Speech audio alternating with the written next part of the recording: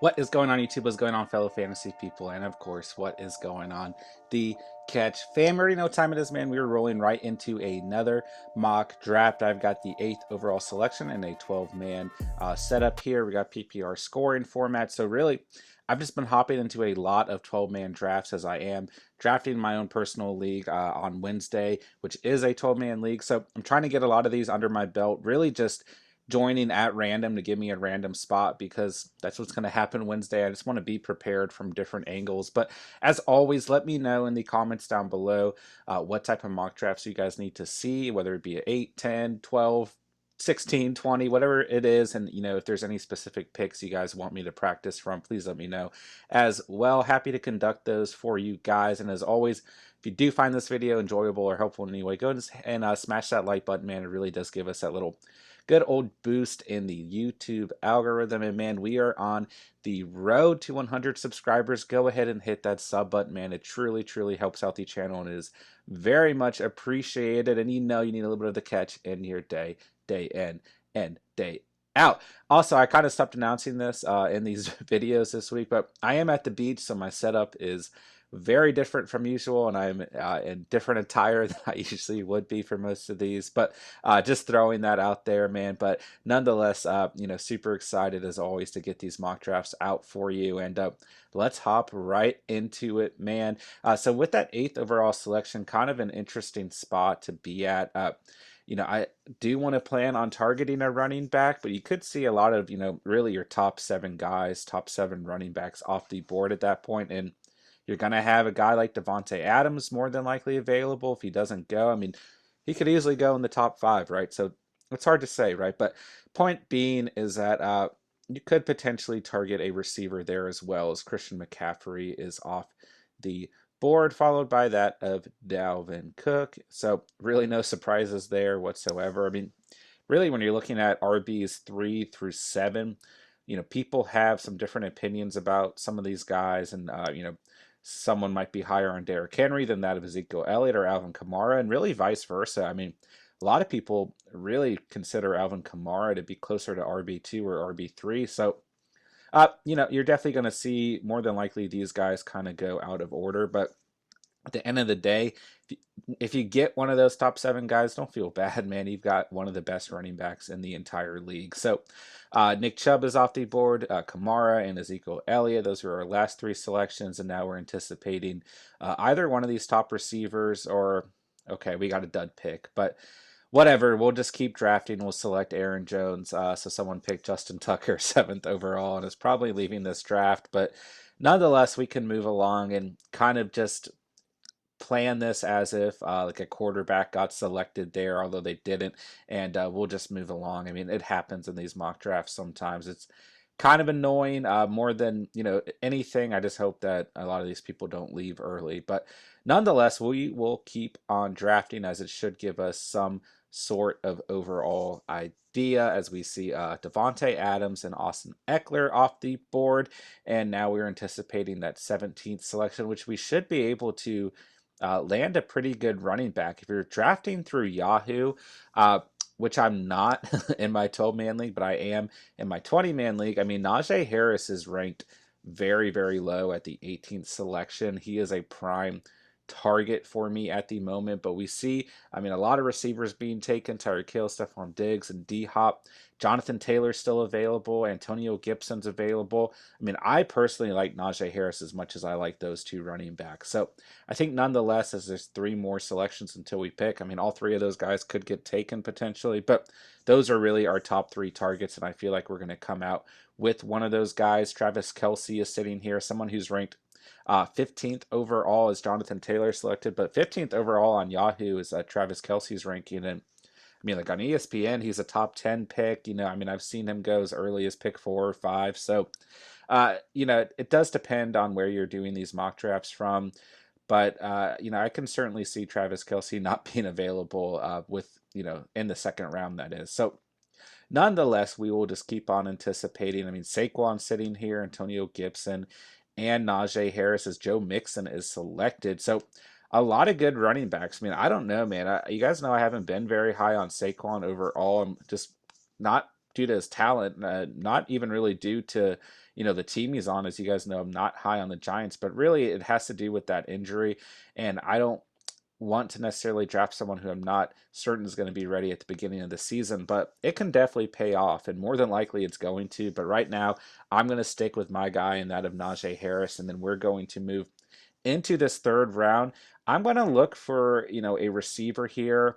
But if there's not a receiver that I'm absolutely sold on, then we're going to target David Montgomery and James Robinson, who we should have a chance to get around that 32nd overall pick.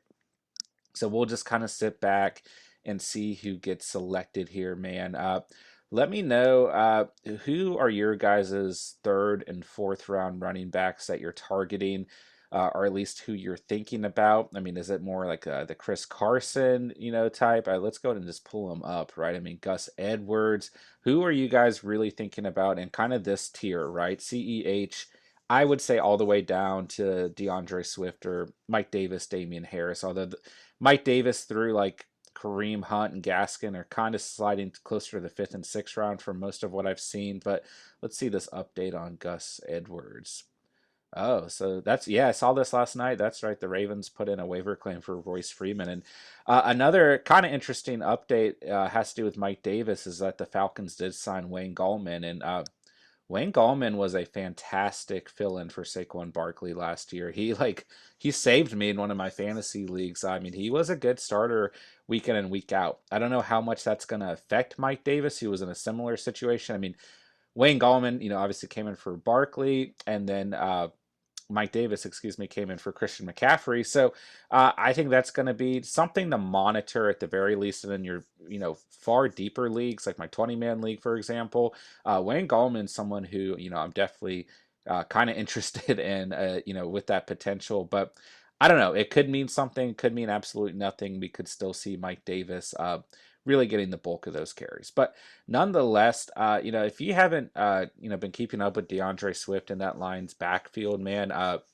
DeAndre Swift, might not just be weak or not, excuse me, might not just be missing week one. He might be out for a little bit longer than that. I mean, it's even saying, I mean, he's already missed multiple weeks, right? I don't know. It's something to be leery of, but not nonetheless. Jamal Williams in that backfield is still someone who's not really coming up higher in ADPs, and I personally think he should be. I mean, I know you might only be getting him for 1 week, but uh, we don't really know yet. I guess that's the gamble. I don't want to plan on drafting someone who I'm only going to be able to start for 1 week, but it's something to monitor at the least. As we see the top of the third round, David Montgomery's off the board as well as Patty Mahomes to top off the second round. So a lot of good talent taken here. I mean, we see some tight ends, some different receivers have been taken. Travis Kelce, Ridley, Metcalf, Darren Waller, Jefferson, Patty Mahomes, David Montgomery, CEH, and now Lamar Jackson taken with that 27th overall selection. So sitting here, creeping up on the 32nd pick overall, I am targeting that of James Robinson. That is definitely the guy that I want to add to this roster. If he gets taken, and some of these receivers are still sitting here, like a Terry McLaurin, a Keenan Allen, Allen Robinson, those would start to become my top targets as A.J. Brown is taken off the board. But outside of that, I wouldn't mind picking up a Mike Evans or Chris Godwin, or even going with a tight end and George Kittle. I think all those talents sitting right there will at least give us a really good value here. But we don't want to forget that in the fourth round, we get to turn around and pick pretty early with the 41st selection overall.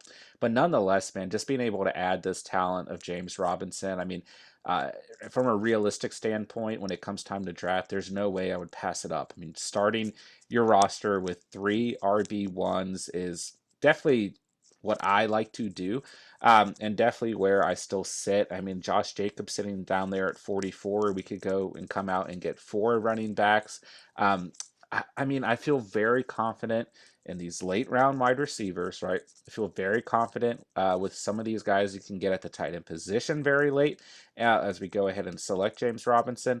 And I feel very confident that there's enough quarterbacks with value that you can kind of hold off even in a 12-man league. So that's what we're going to go ahead and practice today. I didn't really come into this with a sure strategy. I'm just kind of following what I would do if this was my real draft, and how I would kind of bounce around.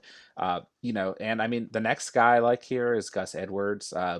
Who does have the potential to really get some RB1 value. I've kind of bounced around with my opinion on Gus Edwards, and we know that the Ravens like to utilize multiple running backs as well as their quarterback, right? Lamar Jackson, right? But nonetheless, you guys know that I've been pretty high on Josh Jacobs, maybe too high, maybe higher than anyone you know throughout the offseason and preseason. But I mean, that's my guy here. I still view him as an RB1, even with Keenan Allen in that offense, even with me personally thinking that that offense is going to be very bad this year. As an RB4 on your team, I think he presents tremendous value. I mean, we already have Aaron Jones, Najee Harris, and James Robinson. So at that point, it's pretty much a sure selection for me because uh, if it doesn't work out completely with Josh Jacobs, then it's going to be okay, right? But nonetheless, man, I mean, I don't even have Derek Carr in my top 24 quarterbacks, which is probably a mistake, realistically, looking at his stats. But man, I don't have a lot of faith in that Raiders offense. Their offensive line has got abysmal. So I can certainly understand not wanting to be, targeting that of Josh Jacobs. But at this point in the draft, I would definitely select him. And in deeper leagues, I mean, I'm taking the risk as him as my RB2 and RB3. Don't get me wrong, if it came down to it, we saw too many running backs being taken. I would have to consider him even in a 12-man league or less as my RB2. But I think in 8 to 10-man leagues, you wouldn't have to do that. But nonetheless, we're starting off very RB heavy here. Aaron Jones, Najee Harris, James Robinson, Josh Jacobs. This is very close to what I've done over the years, but sometimes I do go wide receiver before selecting a fourth running back. But really, when we're looking at the running backs that are going to be available, I mean, we don't really need to draft another running back throughout this draft unless there's kind of a sleeper guy hanging around. We don't see a lot of good value, maybe a Ronald Jones. But outside of that, man, I just really don't see the need to chase another running back. You guys know that I've been very high on Ronald Jones throughout the offseason and preseason. I mean, I like Javonte Williams with that strength of schedule that he's going to be facing, but I don't know if it would make any sense to take a chance on a guy like Swift or Davis, Henderson, right? And I think that if anything, there's going to be some really late round sleepers that we could at least turn to later in this draft if we wanted another running back like a Naheem Hines or Ramondre Stevenson. So I think we're going to go ahead and hold off at the RB position. I feel pretty confident in those first four guys I got. But nonetheless, we do want to go out here and start thinking about the wide receiver position. There's a lot of guys that I really, really like. I mean, we'd love to secure like a Julio Jones or who just, no, DJ Moore just got selected, my bad. Or Tyler Lockett, Brandon Ayuk, and I think as Julio Jones selected, I was about to say, I think most of these guys are going to get selected, but Deontay Johnson sitting here, Jerry Judy sitting here. And like I said, I'm very confident in a lot of the wide receivers that are going to be showing up in later rounds. I'm not panicking this year at the wide receiver position whatsoever, as we still see Kyler Murray on the board. Gonna be hard for me to pass up a guy like Kyler Murray, right? I've talked about this a lot throughout the preseason and offseason that I always wait a very long time to get a quarterback. It's been part of my strategy for some time. I've just loaded up at the RB position, wide receiver position, and sprinkled a tight end or two in there. And then at the end of the draft, pick two or three quarterbacks just and take a chance and then wait on the waiver wire, right? I mean, I've gotten to championships with guys like Justin Herbert and Ryan Tannehill over the past 2 years. Maybe not a championship in every league, but at least the playoffs, right? And it's tend to somewhat work out, but I think it also bites me in those playoff games. Having a stud QB really puts your team over the top. And realistically, I mean, it's very likely that Kyler Murray gets selected before we get to this 56 overall selection. But nonetheless, if he's sitting there, I don't think realistically I would pass him up because I'm so confident. And there he gets selected. So, but I am very confident in a lot of late round wide receivers that I don't think it would be necessary for me to not pass on a guy like that of Kyler Murray there. But now that we see Dak Prescott and Russell Wilson available, as much as I like those guys, I think we can hold off and wait for a guy like a Justin Herbert, Tom Brady, or Aaron Rodgers, who are kind of in that next tier for me.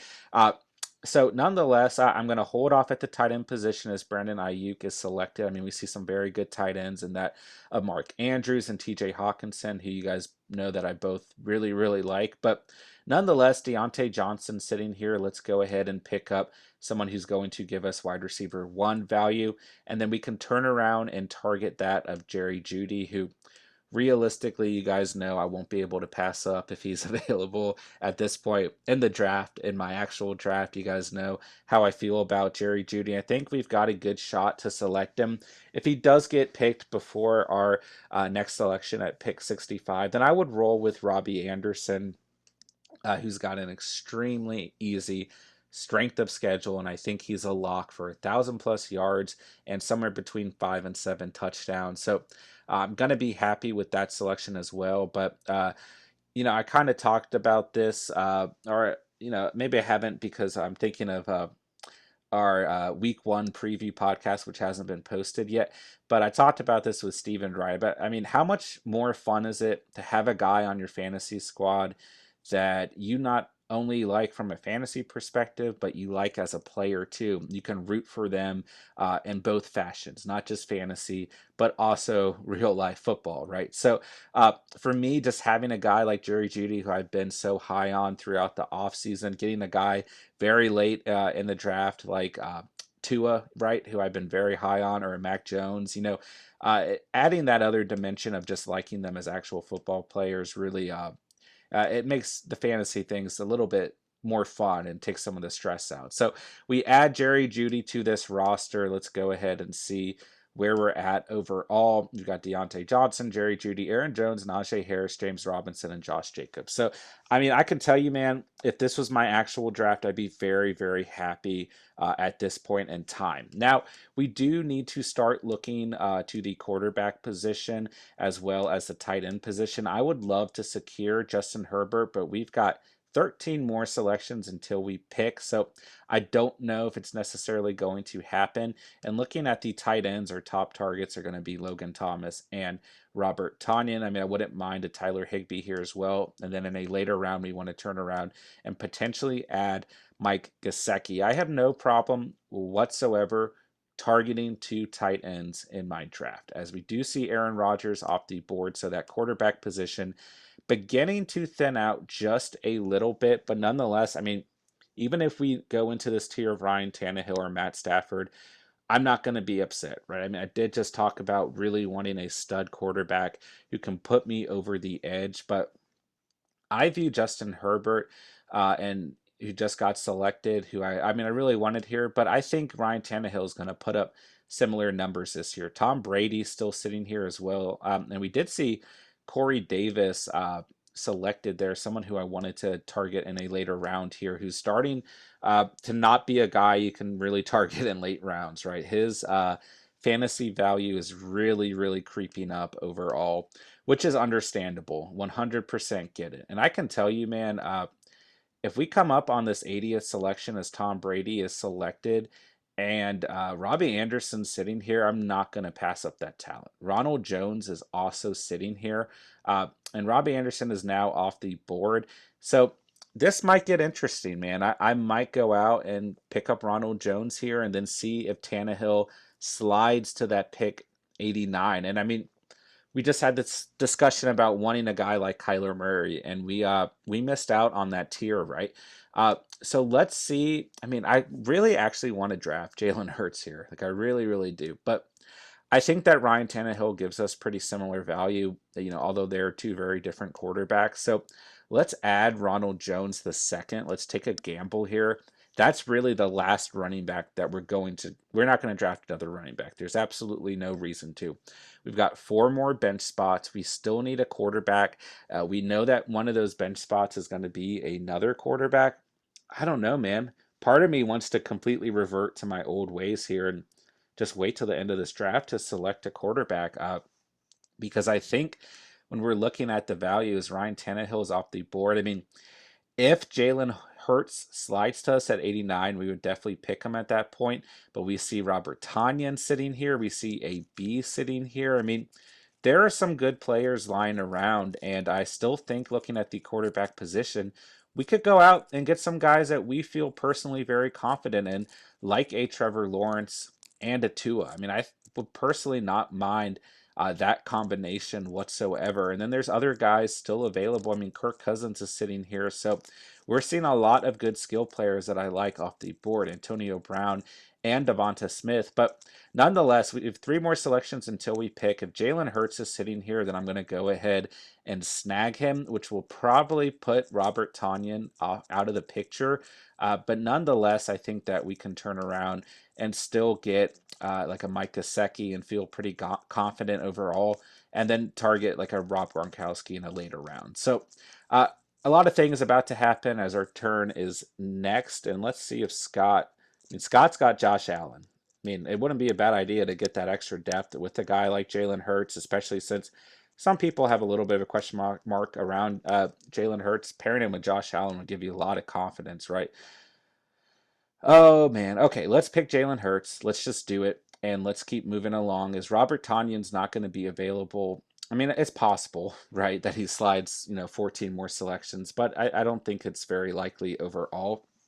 And nonetheless, we do want to start looking at the wide receiver position, right? As we know, we're going to be holding off at tight end for some time, but there is a lot of receivers still available that I really like, man, that I have no problem drafting, even if they are ranked relatively lower than other guys. I mean, Chenault Jr. is someone I've been talking about a lot, who I see a lot of chemistry between him and that of Trevor Lawrence. You guys know I love Mike Williams. Michael Pittman is primed to be the wide receiver one for the Colts. I don't care if it's the Colts, it's a football team. Jacoby Myers, at the moment, to me, looks like the best candidate to be the wide receiver one for the New England Patriots. And then my guy, Callaway, on the Saints. You guys know I've been taking him in just about every mock draft I do. Still someone who is kind of considered a sleeper. And then even guys here like Russell Gage and Sterling Shepard and Jalen Waddle, right? I mean, they're still going to give you very good value overall. Typically, for the most part, we've seen Corey Davis in that mix of people or players as well. And, I just think there's a lot of good value here at the receiver position in later rounds. I mean, Curtis Samuel, Marquise Brown, who you guys know I haven't really gone out and drafted at all. Someone who I think is very inconsistent, but nonetheless, at the moment, he's still your wide receiver one on the Ravens. But we know how that team kind of distributes the football. It seems like every year, Marquise Brown is projected for over 1,000 receiving yards and 8 to 10 touchdowns, and he just always falls short. It seems like, and I don't know, man. Just kind of a stay away for me overall. So let's begin to look at the tight end position. As we've got Noah Fant sitting here. I mean, I don't know. I think we can hold off and turn around and still get Mike Gasecki and then target that of Robert Gronkowski in a later round. So we really actually want to turn to the wide receiver position and just go ahead and start to shore up some guys that we like, right? I mean, Kenny Galladay sitting here, who I know a lot of people are kind of, going out and targeting as a wide receiver one, but I would rather hold off and get Sterling Shepard in a later round. So I don't know, man. It's hard to say, right? But I'm just not fully confident in that Giants offense as a whole. And I think the best targets in that offense this year from a PPR standpoint are going to be Sterling Shepard and Evan Ingram. But if Kenny Galladay can get out there healthy, he's definitely going to be fantasy relevant at some point, right? But I'm just staying away from Kenny Galladay at the moment. So nonetheless, I mean, we've got Kenyon Drake sitting here who is a pretty good value, but we do have Josh Jacobs on this team, so we're going to leave him out of this draft. Will Fuller sitting here, who gives us some pretty good value overall.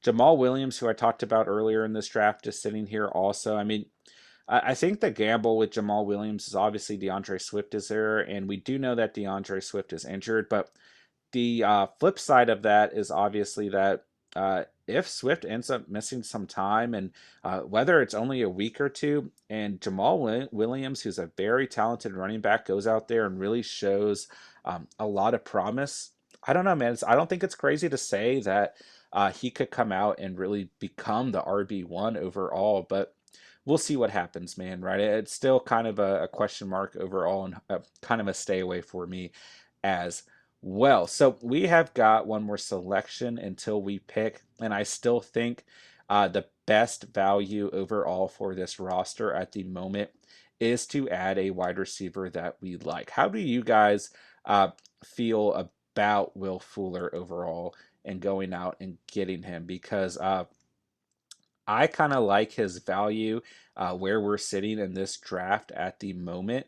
But I think that Chenault Jr. is where I want to go with this selection because I'm really confident in his ability. I really feel like I'm going to end up with a lot of the Jaguars players on my roster with me really liking James Robinson, really liking Chenault Jr., and me really liking Trevor Lawrence as a sleeper quarterback as well. So I'm happy with that pick. And when we come up here with five more selections left until we pick, we do want to go ahead and either add another receiver or add that of Mike Gaseki. So I think either way, we're going to end up with a good player here.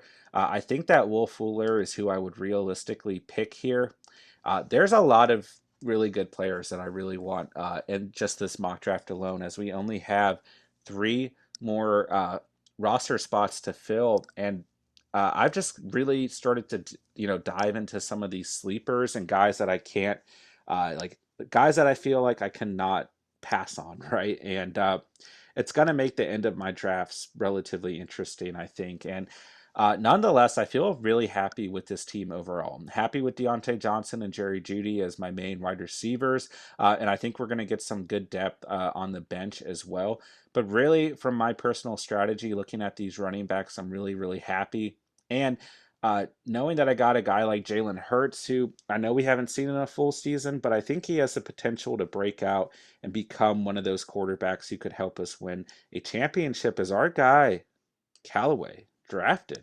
So he is no longer on our draft board, which definitely hurts. So let's add Will Fuller here and let's move along. We have some time, until we draft again. But our next target's got to be Mike Gaseki. We want to go ahead and shore up that spot, as I do feel like we have a lot of room left to add some guys that we like. And I mean, Mike Gaseki might get selected here, which would kind of hurt. But nonetheless, we will just keep on evaluating things and see how it goes, right? And I think there's still a couple other good tight ends. I mean, I don't know why Irv Smith is still in these rankings. He is going to miss the year. He's on IR, but sometimes it takes a while for some of these sites to, kind of catch up, right? So, nonetheless, we want to add Mike Gesicki and then either a receiver or a second tight end. And then we could consider a guy like Naheem Hines as well, would give us even more depth at the running back position. But I just want to make sure here we can only add two more players. So, well, not including our tight end. So we want to go and add Mike Gesicki here and then either target like a Gronk or another receiver. And then I want to add Tua to this roster as well, which I think is certainly doable, and give us some support at the quarterback position. If he's not available, we could target a guy like Trevor Lawrence, who might get selected before Tua. I think more people are higher on that of Trevor Lawrence than they are on Tua, but I don't know, man. I've got a bad feeling in my personal league that my co-host Steven's going to try and steal Tua from me, as he's been my sleeper guy who I've really wanted on my team, all offseason and preseason, right? But who knows? I know a lot of people really hate Tua. I know that the Dolphins could have picked Justin Herbert. I get all that, but I still think from a fantasy perspective, even look where Yahoo's got him projected, over 4,200 passing yards, about 30 touchdowns, fair amount of interceptions, right? Which I guess is fair. And then, around 200 rushing yards and two touchdowns, right? But those are pretty good numbers for where we're going to be selecting him, or at least targeting him. As we see, Mike Williams is still on the board, as well as Mike Gesicki. I would love to add both of those guys to this team and then be able to turn around and get Tua and get a defense and then finish out the day with a kicker. But I don't know, man. It's kind of a risky pick. If both Mike Williams and Mike Gesicki are available there, I think we have to shore up Mike Gesicki. I think we can still get a pretty good value at the receiver position outside of Mike Williams, although I do think he's the best available player at the position. I mean, I really, really like DJ Chark sitting here as well, but we've gone out and added Chenault Jr. to this roster. I mean, Marvin Jones is sitting here too, man. Do not sleep on these Jaguars wide receivers, man. I mean, they're going to be very productive this year. So I would not be sleeping on them like a lot of people seem to be. Texans head coach all in on committee backfield. That does not look good for Phil Lindsay, David Johnson, and Mark Ingram. But it actually makes sense, I guess, when you really look at that offense and you really look at the guys that they brought in. I mean, it was kind of expected from the beginning they were going to be a committee type backfield. So, nonetheless, man, I mean, really, I brought this up in our tight end ranking videos, which has not been posted yet. But, guys, Gronk was your tight end 6 on the season last year. I'm not betting against Gronk this season, man. I think he's a perfect tight end too to have on your roster. And if you completely, absolutely fumble at the tight end position, I think Gronk is a pretty good late round tight end 1, right? Like I said, I wouldn't target him. I'd much rather have him as a tight end 2, as Mike Williams is off the board now.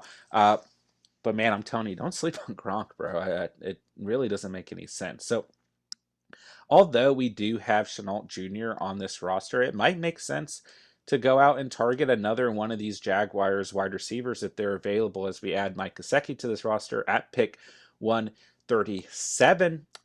Being that, one of those guys is going to step up and be the true wide receiver 1. I just have liked the chemistry between Chenault Jr. and Trevor Lawrence in the preseason, but that's not to say that when DJ Chark and Marvin Jones are out there more often, and I mean, he's shown pretty good chemistry, especially with Marvin Jones as well. So, but it's not to say that when they come out, during the regular season, that we don't see even better chemistry between that of DJ Chark or Marvin Jones. I mean, DJ Chark is a beast, man, and Marvin Jones is a very, very good receiver as well.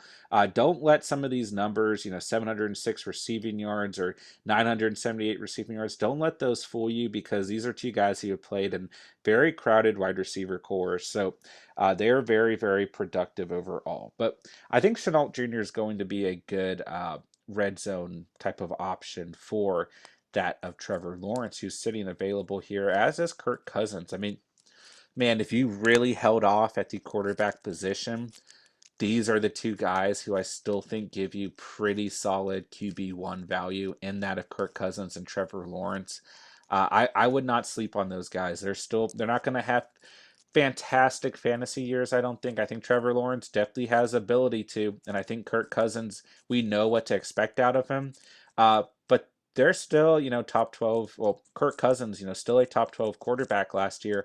And I really think that Trevor Lawrence is going to have a very good rookie season, as do a lot of people. So we could pick up Trevor Lawrence here, but we know that we want to add that of Tua Tom to this roster. So we're really just looking at the wide receiver position. So we only have like 17 seconds to pick up a guy. It's really your pick. I think Marvin Jones is a good pick here, right? But let's roll with Jacoby Myers, who I do see being the wide receiver 1 on the New England Patriots. Excuse me there. But nonetheless, I mean, a lot of good guys sitting around here, kind of floating around, in my opinion, right? We would have liked to get Callaway on the Saints on the squad, but he's starting to creep up on a lot of people's draft boards. He's really that top sleeper at the moment. Not really sure why he hasn't moved up in a lot of ADPs, as he's basically solidified himself as the wide receiver 1 in that offense. There's really no one else there. So I really, really like him, and I think he's going to be difficult to target overall. But let's see, we've got 1, 2, 3, 4, 5. Yep. So we have our bench basically filled out here. And look at some of the value that we got in those later rounds if you do go wide receiver light, right? Chenault Jr., Will Fuller, and Jacoby Myers. Now, I do feel like with Jalen Hurts falling to us and Mike Gesicki falling to us as well, and us still getting two guys that we're personally confident in Deontay Johnson and Jerry Judy, this draft really worked out. Like I was just getting everyone at the right time, and the right people were falling to me. This is kind of what I'm hoping for my roster to look like when I do draft come Wednesday, right? I mean, I have got Aaron Jones, Najee Harris, James Robinson, and Josh Jacobs and Ronald Jones. I mean, I'm very confident in those running backs. I don't believe I need to go out and draft any more running backs, and I have the opportunity to pick up another tight end like a Robert Gronkowski. I have an opportunity to go out and get a quarterback who I think is a bit of a sleeper that other people aren't going to be targeting, but I know that my guy, my co-host Steven might come after him, right? Who knows? I mean, our league QBs go pretty early overall, and people are willing to take more chances on quarterbacks. But I think sitting here, I mean, we could go ahead and pick our defense if we wanted to. We could add a Naheem Hines, we could add a Gronk, and forfeit a kicker, which, if I'm being honest, if this was my actual draft, I would probably forfeit a kicker and add both Gronk and Tua to this roster, or add Naheem Hines if he's available in 3 selections and Tua to this roster. But nonetheless, we're going to end up with a roster that we're very happy with, like I just talked about. And yeah, I think we got some really good value at the receiver position in those later rounds, although we didn't get a guy like Callaway on the Saints. We didn't get a Corey Davis on the Jets. We did get Mike Williams on the Chargers, but that just goes to show that there is a lot of depth at the receiver position. I still think there's a lot of good receivers left. And keep in mind, I keep talking about Naheem Hines. That's really from a PPR standpoint. I think he does give you good PPR value. He had an incredible week 1 last year, and man, it's just hard for me. Let's just do it. Let's forfeit a kicker. Let's add Naheem Hines, and now we're just loaded at the running back position. I mean, that's just another, example of a really good talent falling to us and just not being able to pass it like we, what happened with Jalen Hurts. So, uh, let me know in the comments down below if you guys hate when I do this, when I forfeit a kicker or a defense. But in reality, I have done this in a lot of drafts in the past, and I just don't have a problem doing it, man. I mean, it gives you that little bit of time to drop a player and add a kicker before week 1. Being that we're drafting Wednesday night, the night before NFL kickoff on Thursday. I get it, right? But I probably have to make a decision pretty quickly if I did want to maybe pick up a kicker from the Bucks or the Cowboys, right? But nonetheless, I'm still gonna have a couple days to make that decision. And I'm telling you right now, I don't know who I would drop off this roster. It'd be a very tough decision. But the point being is that you have some time. You've got a couple days until Sunday rolls around to kind of reflect and make that decision. And nonetheless, you're drafting the best talent available. I mean, if we were to go look at the kickers who are available right now, I mean, it's a pretty even playing field. I mean, don't get me wrong, man. I mean, Matt Gay sitting here is going to be on that Rams team. Jason Sanders and Rodrigo Blankenship are very, very good. Elite kickers last year. They should be off the board. It baffles me how long they're lasting in mock drafts, right? And Daniel Carlson put up a lot of points last year as well. But you've even got guys like Brandon McManus and Mason Crosby who are going undrafted, right? And they're going to put up some points this year. They're not going to be as good as like a Blankenship or a Jason Sanders. He just got selected, but they're going to put up some points. So nonetheless, let's add Tua to this roster. And, if both of those kickers are available, if Blankenship's available, well, at this point, when we draft next, it might make more sense to forfeit a defense, although we see the Colts, who just got selected, available, the Chargers, Chicago, and Miami. I mean, those are really the only defenses that I'm looking to add here. And if they all got selected, then I would just move into, what I actually typically do is streaming defenses against poor offenses week in and week out, which can be a little risky because there's going to be other people in your league that do it. There's going to be other people who have solid defenses that they can start week in and week out, but they still see that opportunity, with a team who's performing very poorly offensively, maybe a team that's dealing with an injured quarterback, or a team that's just the Detroit Lions or the Houston Texans, and they're just going to start whatever defense, whether they're an elite defense or a mediocre defense, or sometimes even a pretty poor defense against that offense. So, if the point I'm trying to make is if you're competing against other people in your league to pick up a defense to stream, that can be kind of annoying, right? And it can be a little bit of a gamble on the waiver wire. And then sometimes you have to put a defense ahead of like a skill position player that you really want to add to your roster. So it's fun. It's a challenge, right? But nonetheless, it does come with some gambles as well. So let's move along. As I mean, look at Mckissick sitting here at the end of this draft. Another really good PPR value running back who's going to be utilized in that Washington football team offense. I mean, Darnell Mooney sitting here, who's my co-Steven sleeper of the year. Elijah Moore is a guy who kind of has some pretty good ceiling where you can select him. Devontae Parker sitting down here, who we could see come out and have a really good year in that offense. And then you've got some of these Jets running backs like Telvin Coleman, and Ty Johnson, who taking a big gamble, but one of them is going to get more touches than the other. So Miami's defense did get selected as I have 6 seconds to make a pick. I mean, I really wouldn't stress here. I'd probably just pick Minnesota, who had auto-drafted for me. But nonetheless, man, let's break down this roster. I really like this roster, man.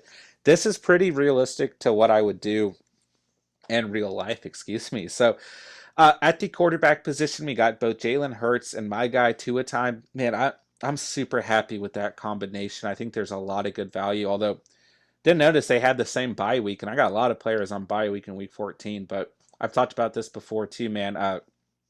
I'm willing to sacrifice a loss in week 14, for example, if I went out and drafted the best talent available. We are drafting for the entire season, not just for 1 week, so it really doesn't bother me, right?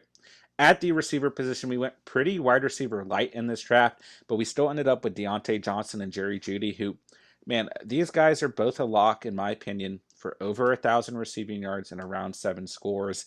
But I think they present a little bit of a higher ceiling, and they're very good PPR value. On our bench, we still ended up with Chenault Jr., Will Fuller, and Jacoby Myers, who I think all present wide receiver 1 to top tier wide receiver 2 value. So very happy with those guys. At the tight end position, we held off for quite some time, and we still ended up with my guy, Mckissick, and I love where they've got him projected over 800 receiving yards and around 5 scores. Think he's going to have a very good year and a great tight end to target.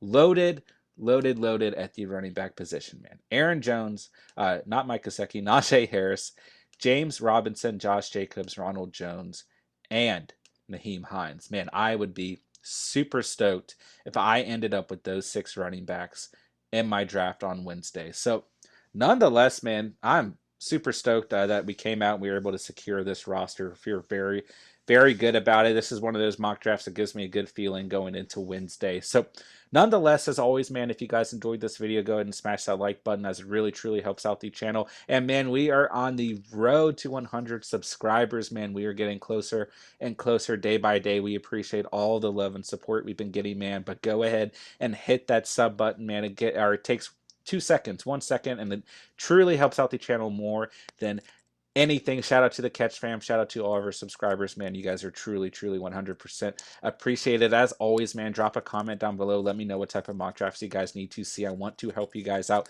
before you need to draft. Go out ahead and check out some of our other videos. We've got tons of mock drafts posted, tons of other rankings and advice, our annual The Catch podcast. So go check out some other videos, man. We truly appreciate that as well. And like I said, I thank you guys very much for watching and or listening. And remember, you saw it here on The Catch.